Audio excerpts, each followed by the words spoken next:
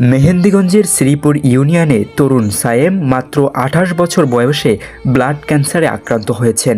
সদ্য বিয়ে করেছেন, ঘরে রয়েছে ১০ মাসের সোনামণি কন্যা। সুখের সংসার এখন ভেঙে পড়েছে ক্যান্সারের আঘাতে।